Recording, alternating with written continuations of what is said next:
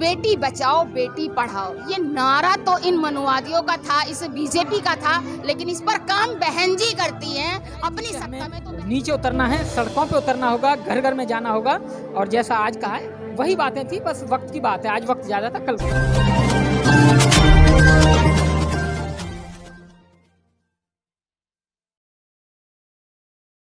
जय भीम नमो बुद्धाय साथियों, आज है हम दिल्ली के पश्चिमी इलाके में, जहां पर बहुजन समाज पार्टी की तरफ से कार्यकर्ता सम्मेलन हुआ है। और यहां पर पार्टी के जो राष्ट्रीय कोऑर्डिनेटर हैं माननीय आकाश आनंद जी, और उन्हीं के साथ साथ में राज्यसभा जो सांसद है राम जी गौतम जी, और उन्हीं के साथ साथ में दिल्ली प्रदेश में जो प्रभारी लगाए हैं सीपी सिंह जी, और दिल्ली प्रदेश के अध्यक्ष लक्ष्मण सिंह जी उपस्थित रहे। और इसी कड़ी में मेरे साथ में यहाँ पर शशि भूषण जी, उनसे जानना चाहूंगी। शशि भूषण जी, आज आपने आकाश आनंद को सुना तो कैसा लगा?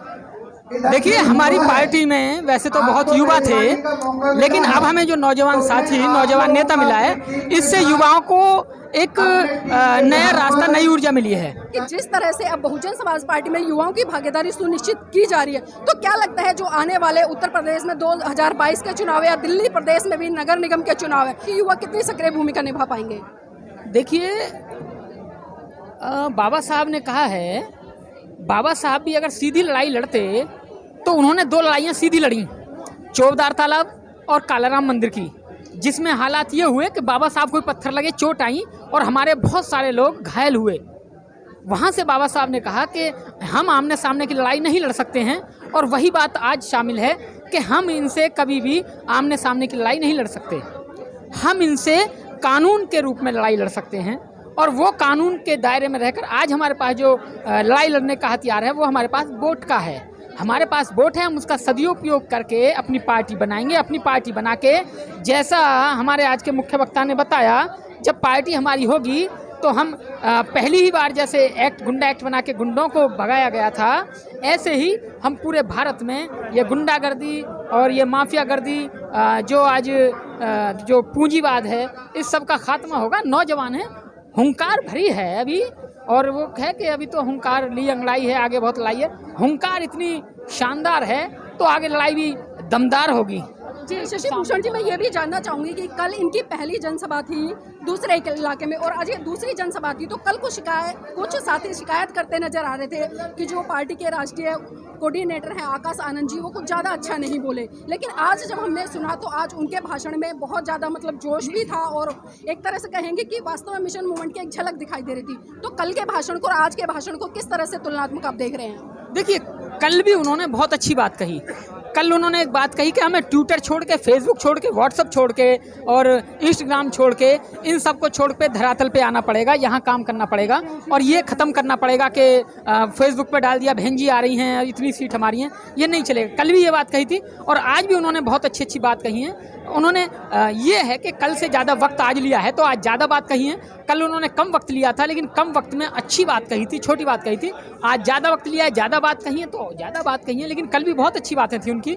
आज से दमदार कल थी, क्योंकि गहराई थी कि हमें नीचे उतरना है, सड़कों पे उतरना होगा, घर घर में जाना होगा, और जैसा आज कहा है वही बातें थी, बस वक्त की बात है। आज वक्त ज़्यादा था, कल। क्या लगता है कि जो आज का युवा है वो खाली फेसबुक, ट्विटर या व्हाट्सएप तक ही सीमित रह गया, धरातल पर नहीं दिखाई देता?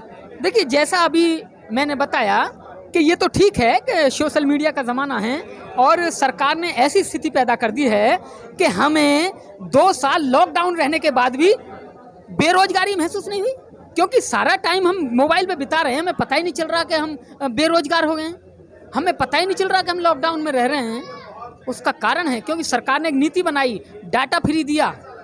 200 रुपये में 2 महीने के लिए दोनों डाटा फ्री बस चलाए रहो। ये मत सोचो कानून में दुश्मन सरकार बैठी क्या कर रही है, कुछ नहीं, बस इसी में लगे रहो। डाटा फ्री मिल गया, लेकिन आटा तो हमें कहीं ना कहीं पेट भरता है हमारा, तो उस आटे के लिए क्या काम किया सरकार ने? वहीं आ रहा हूँ कि उन्होंने डाटा फ्री देके आटा महंगा कर दिया, कि जब आप इसमें बस इसमें बिजी रहो, बाकी जो आपके घर मकान हैं ये बिकते रहेंगे, आटा आता रहेगा। जब ये ख़त्म हो जाएंगे फिर तब आप गुलाम बनेंगे, आना वही है।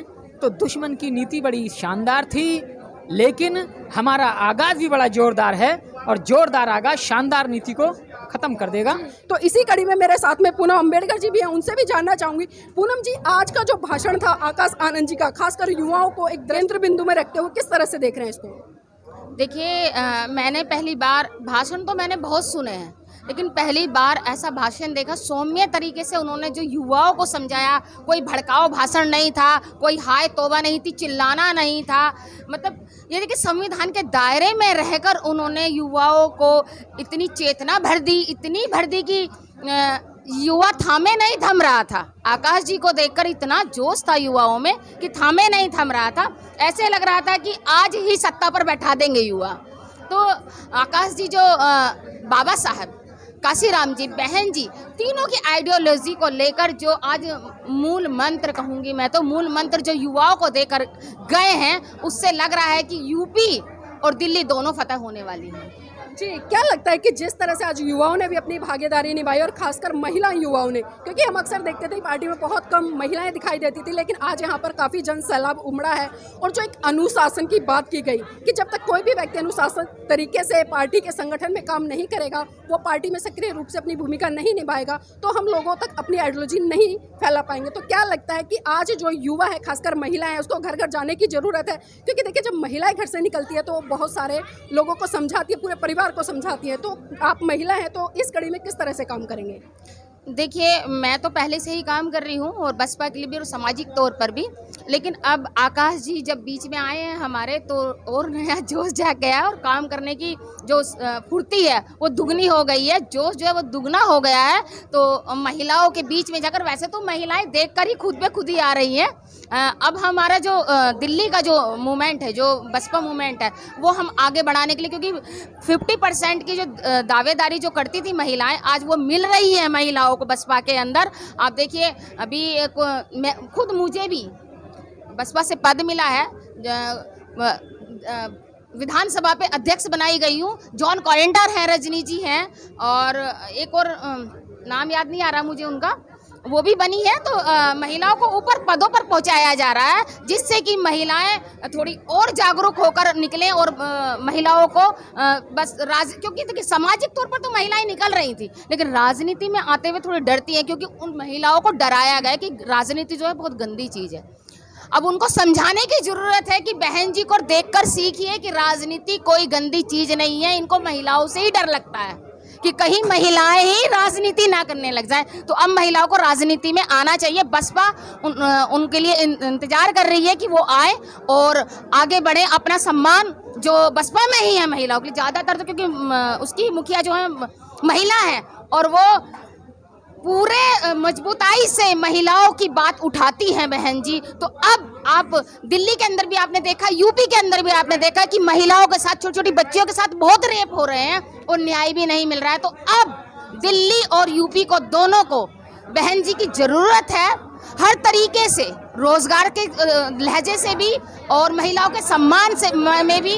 और जो कहते हैं ना, बेटी बचाओ बेटी पढ़ाओ, ये नारा तो इन मनुवादियों का था, इस बीजेपी का था, लेकिन इस पर काम बहन जी करती हैं अपनी सत्ता में। तो बहन, तो इसी कड़ी में मेरे साथ में बसपा के पदाधिकारी भी हैं, उनसे भी जानना चाहूँगी कि जिस तरह से अभी दिल्ली की जो घटना हुई है और हम देखें बहन जी का 10 साल पुराना शासन, जिस तरह से जो लॉ एंड ऑर्डर की व्यवस्था थी बड़े ही सुशासन इस तरीके से, तो क्या लगता है इस तरह की घटनाओं को रोकने के लिए उत्तर प्रदेश में या दिल्ली में बहन जी को आना चाहिए? नहीं, बहन जी को आना चाहिए और बहन जी ने टूक भी करा था, ऐसी बात नहीं। और हमारी समाज से जब भी कोई अत्याचार ऐसा होता है तो कोई इसके अंदर कुछ बोलते नहीं है, ना कोई सुनाई है। दलित का बच्चा था, इसके लिए कोई हमारे लिए कोई नहीं सुनाई है, ना कुछ करते हैं सरकारें। कोई भी आगे उतरता नहीं, ना कांग्रेस, ना तुम्हारी झाड़ू उतरती है, ना केंद्र वाली सरकार उतरती है, कोई हमारी सुनाई नहीं है। इसीलिए मैं अपने बहुजनों को मेरी विनती ये कहता हूँ कि बहन जी को लाओ, और ये सारा जितना हमारे पे कष्ट खुद हो रहा वो कभी ज़िंदगी के अंदर, आपको कभी ज़िंदगी लाइफ के अंदर नहीं होगा, बहन जी आ जाएगी तो। जी, आपको क्या लगता है आज के इस कार्यकर्ता सम्मेलन को देखते हुए? जो आज बहुजन समाज पार्टी का दूसरे जोन का कार्यकर्ता सम्मेलन हुआ है, इसमें जो हमारे बीच में जो मुख्य वक्ता थे आकाश आनंद जी, युवा नेता हैं, तो आज उन्होंने एक युवाओं के अंदर ही नहीं, जो हमारे बीच में लंबे अरसे से काम कर रहे हैं, महिलाएं काम कर रही हैं, चाहे पुरुष काम कर रहे हैं, उसमें जोश डालने का काम किया है। और उन्होंने, आकाश आनंद जी ने, जो हमारे वामसेप, DS4, BSP के संस्थापक थे, मानवर काशीराम साहब जी, जो चाहे हजारों की भीड़ हो चाहे लाखों की भीड़ हो, जो जिस शालीनता के साथ में, जिस शांति के साथ में और जिस तरह से हमारे एक प्रोफेसर, एक टीचर यानी बच्चों को पढ़ाते हैं, वो शैली हमने आकाश आनंद जी के अंदर देखी कि भड़काऊ भाषण नहीं, हाथ पैर मारना नहीं, और उन्होंने 3-4 जो गुण थे कि भाई हमें सत्ता कैसे हासिल करनी है, वो उन्होंने बताए कि उत्तर प्रदेश के अंदर जब बहुजन समाज पार्टी की सरकार थी तो उन्होंने उस नारे को साकार करने का काम किया कि शासन, प्रशासन और अनुशासन।